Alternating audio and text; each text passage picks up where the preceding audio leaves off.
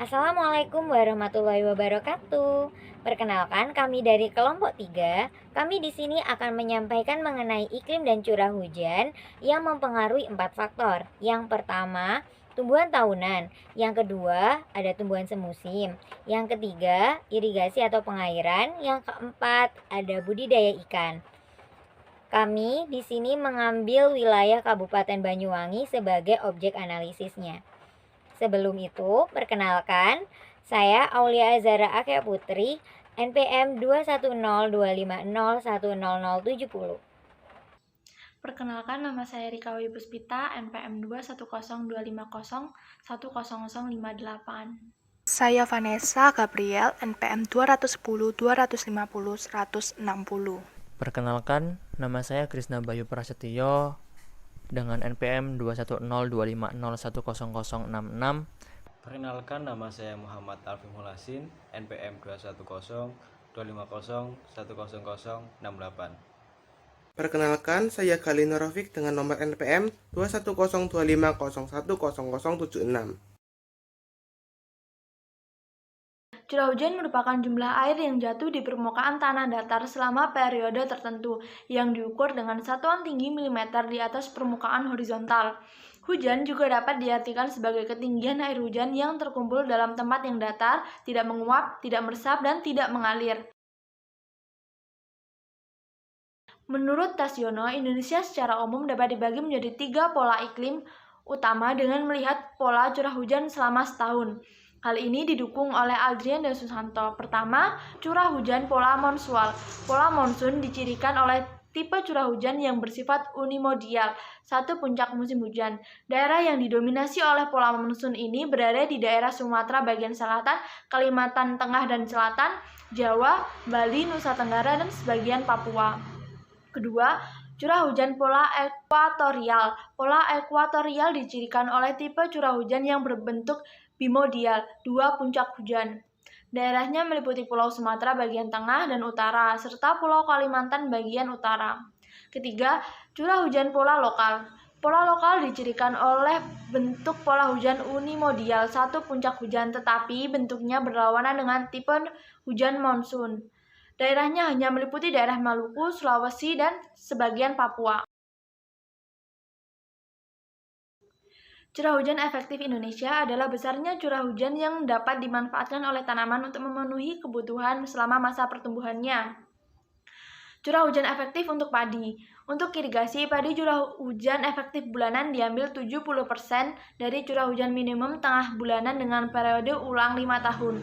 RE sama dengan 0,7 kali 1/15R80, di mana RE sama dengan curah hujan efektif milimeter per hari. R80 sama dengan curah hujan minimum tengah bulanan dengan kemungkinan terpenuhi 80%. Selanjutnya, curah hujan efektif untuk palawija ditentukan dengan periode bulanan dan curah hujan serta rata-rata bulanan dihubungkan dengan rata-rata bulanan evapotranspirasi tanaman. Kemudian, berikut tabel jumlah curah hujan 10 tahun terakhir dengan satuan milimeter di Kabupaten Banyuwangi. Curah hujan ini dapat diklasifikasikan berdasarkan bulan basah, di mana curah hujannya ini lebih dari 100 mm ditandai dengan warna biru. Kemudian bulan lembab, curah hujannya itu dari 60 hingga 100 mm ditandai dengan warna hijau. Dan bulan kering yang curah hujannya kurang dari 60 mm ditandai dengan warna merah. Dan kolom yang sebelah kiri ini merupakan hasil dari rata-rata dan jumlah per bulannya. Berikutnya hasil pengamatan menurut analisis Schmidt-Ferguson. Tabel ini merupakan jumlah bulan basah, bulan lembab, dan bulan kering selama 10 tahun terakhir. Setelah itu kita mencari nilai Q dengan rumus Q sama dengan rata-rata bulan kering dibagi rata-rata bulan basah dikali 100% dan didapatkan hasil sebesar 96,66%. Jadi menurut klasifikasi tabel Ferguson ini, bahwa daerah Banyuwangi ini memiliki iklim sedang bertipe D karena hasil Q di antara 60 dan 100. Dan yang terakhir menurut klasifikasi dengan metode Oldman yang didapatkan dari rata-rata per bulan selama 10 tahun terakhir. Jika hasil rata-rata curah hujan lebih dari 100 mm dapat diklasifikasikan bulan basah, dan jika kurang dari 100 mm maka dapat diklasifikasikan sebagai bulan kering. Dari hasil klasifikasi ini, Banyuwangi didapatkan bulan basah sebanyak 7 dan bulan kering sebanyak 5. Oleh karena itu, berdasarkan tabel penjabaran tipe iklim Oldemen Banyuwangi masuk ke dalam tipe iklim B dengan klasifikasi B3, yaitu menanam padi 2 kali setahun dengan varietas umur yang pendek dan dengan musim kering yang pendek ini cukup untuk tanaman palawija. Kemudian Banyuwangi memiliki potensi buah-buahan yang cukup tinggi, yaitu ada buah naga, jeruk, siam, manggis, dan durian yang merupakan sentra penghasil buah di Banyuwangi. Tak hanya itu, ada komoditas unggulan lainnya seperti pisang, rambutan, melon. Tanaman tahunan merupakan tanaman yang hidupnya sepanjang tahun dan akan dipanen sepanjang tahun pula, sampai tanaman tersebut tidak berproduksi lagi. Pada umumnya, tanaman tahunan merupakan tanaman perkebunan dengan ciri-ciri berkayu keras dan dapat dipanen sepanjang tahun sesuai dengan musim berbuahnya. Berdasarkan hasil analisa dari data BMKG di Kabupaten Banyuwangi dengan rata-rata jumlah bulan basah 7 bulan per tahun dan rata-rata jumlah bulan kering 5 bulan per tahun. Dengan iklim sedang dan tergolong klasifikasi B3 dan dengan luas areal perkebunan 82.143,63 hektar, Kabupaten Banyuwangi memiliki potensi untuk budidaya komoditas yang menjadi primadona, diantaranya kopi, kelapa kopra, kelapa deres, kakao, cengkeh, dan karet. Tingkat produksi tanaman kopi rata-rata selama 5 tahun terakhir di Kabupaten Banyuwangi adalah sebanyak 5.227,6 ton. Potensi tanaman tahunan rakyat yang memiliki produksi terbesar pada 5 tahun terakhir adalah kelapa kopra dengan tingkat produksi rata-rata sebanyak 9.269 ton per tahun, dan potensi lainnya adalah kelapa deres dengan tingkat produksi 2.719,4 ton per tahun, sedangkan kakao 2.520,2 ton per tahun, cengkeh 421,126 ton per tahun, dan komoditas terakhir adalah karet dengan tingkat produksi 3.393,25 ton per tahun. Menurut data analisis BMKG yang kami dapatkan, Kabupaten Banyuwangi tergolong ke dalam iklim sedang dan masuk ke dalam klasifikasi B3 yang menandakan bahwa wilayah tersebut dapat ditanam 2 kali padi dalam setahun dan 1 kali palawija pada musim keringnya. Kabupaten Banyuwangi pada realitanya dapat menghasilkan panen padi sebanyak 122,863 hektar dalam 5 tahun terakhir.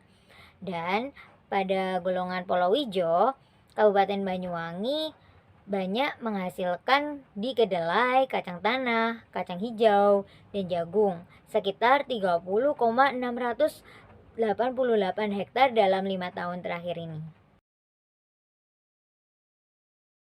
Menurut data dari BMKG yang kami peroleh, Kabupaten Banyuwangi masuk dalam daerah B3, di mana daerah tersebut dapat ditanami padi 2 kali dalam setahun dan palawija saat musim kering. Data tersebut berpengaruh pada sistem irigasi di Kabupaten Banyuwangi. Saat memasuki musim penghujan atau bulan basah, para petani dapat menanam padi. Namun, saat musim kemarau, sejumlah petani di Kabupaten Banyuwangi menggunakan cara alternatif, yaitu berupa penyedotan sumber mata air untuk pengairan sawahnya. Meskipun demikian, kondisi pengairan dari sungai-sungai untuk kebutuhan irigasi tercatat masih cukup. Menurut Kepala Dinas Pengairan Kabupaten Banyuwangi, Guntur Priambodo, mengatakan bahwa sisa debit air sungai masih cukup, asalkan dengan pola tanam yang benar. Pola tanam saat musim kemarau adalah dengan menanam tanaman palawija. Bila kondisi sedang memasuki kemarau namun memaksakan dengan tanaman padi, maka akibatnya adalah kekurangan pembagian air. Kabupaten Banyuwangi memiliki tipe iklim yang berdasarkan curah hujan dalam tipe sedang atau dalam artian tidak terlalu basah dan tidak terlalu kering. Kondisi ini menunjukkan kestabilan suhu perairan yang digunakan untuk perikanan, terutama pada perairan laut, yakni dengan kisaran atau interval antara 27 derajat Celcius sampai 30 derajat Celcius dan dengan rata-rata suhu mencapai 29 derajat Celcius. Kisaran suhu tersebut sesuai untuk pembudidayaan komoditas perikanan berupa rumput laut, ikan kerapu, dan ikan kakap. Selain dampaknya terhadap suhu perairan yang digunakan untuk perikanan tersebut, dampak lainnya adalah terhadap kedalaman perairan, terutama perairan laut. Kedalaman perairan Banyuwangi lebih dari 1 meter sehingga komoditas perikanan seperti rumput laut, ikan kerapu, dan ikan kakap dapat dikembangbiakan di perairan Banyuwangi ini. Sekian penjelasan dari kelompok kami. Bila ada salah kata mohon dimaafkan. Wassalamualaikum warahmatullahi wabarakatuh. Jangan lupa like, comment, and subscribe.